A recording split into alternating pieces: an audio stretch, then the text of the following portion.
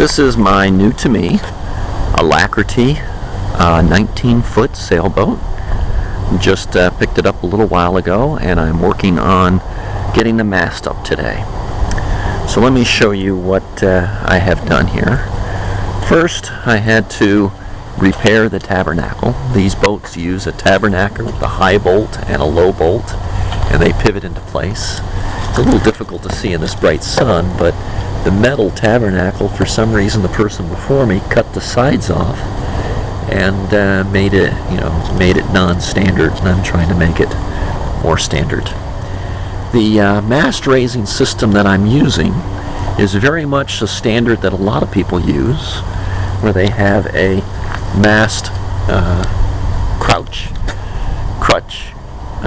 to hold the roller in place, so that you can roll the mast out on this roller, connect it to the tabernacle. Now you may notice this is a pretty wide support system that I have here, and what I did is I attached it to the traveler, and I built it up inside here with a couple extra pieces to act as a good support on both sides. So I was going to do it on the top, but I found that it's pretty good support the way it is. A couple of lines, and I've got a pretty strong and sturdy system. Heavy, so it's going to take a little bit of effort to put it up every time I do that. But anyway, so the method is to, the next thing is the counterweight. I saw on the internet that somebody was using a counterweight to help them solo raise masts.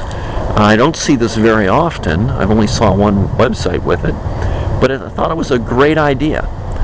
So I have a 5-gallon water container that weighs about 40 pounds, which is good weight, because carrying this up on a ladder, you really don't want to carry more than 50 pounds. That's the U.S. OSHA requirements, 50 pounds per person, typical weight that you can carry when you're going up and down ladders and things. So I have a counterweight system that is connected to the middle of the mast. Now it's connected with just a simple bowline loop. So, and it's far enough down, the knot is right here, it's far enough down that once the mast is in place, I can disconnect the loop and get the rope off. It's connected to the middle of the mast, just above the spreaders, because if it was connected to the top of the mast, then the distance traveled, it would actually hit the ground way before the mast was in position. So this way it still provides weight, not as much leverage, but provides weight to the middle of the mast, where it's not going to have as much travel distance. It will again hit the ground by the time it's at the top, but by that time it's so close to being at the vertical position that everything's fine. So the method is, again, do not have the counterweight attached, do have the rope attached for the counterweight, roll the mast out, connect it to the tabernacle, connect the lower shroud, which is behind the mast. Make sure it's loose enough so that when it gets tight, it's not too tight. Connect the backstays, and again, make sure it's loose enough so that it doesn't stop you from getting from putting the mast the last 3 inches or so into the vertical position. So this is plenty loose. Make sure it's also not going to be obstructed by anything. I'm probably going to move this wheelbarrow so I won't get any obstructions. Same on the other side. I do not have anything else attached. This is the spreader. This is the forestay that's not attached. This is the spreader line.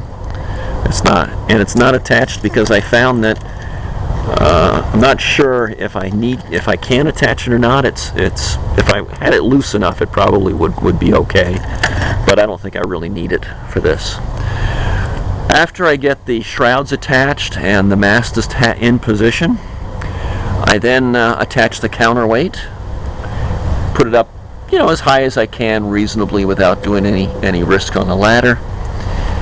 Just a simple bowline, and then I have a X-frame 2x4s put together. Actually, those are 2x3s. First time I'd ever seen a 2x3 in a store, but it's a handy size.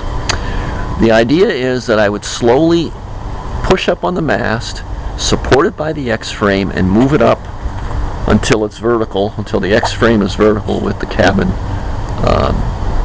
sides here, the bulkhead here. I tried it yesterday. I put the mast up yesterday with the help of my son because I wanted to make sure everything was okay. Found that it was very easy with that counterweight to move the mast up. Very easy.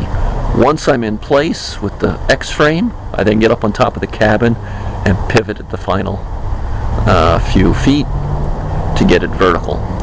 Once it's at the top of the X-frame, though, the counterweight is really balancing that mast.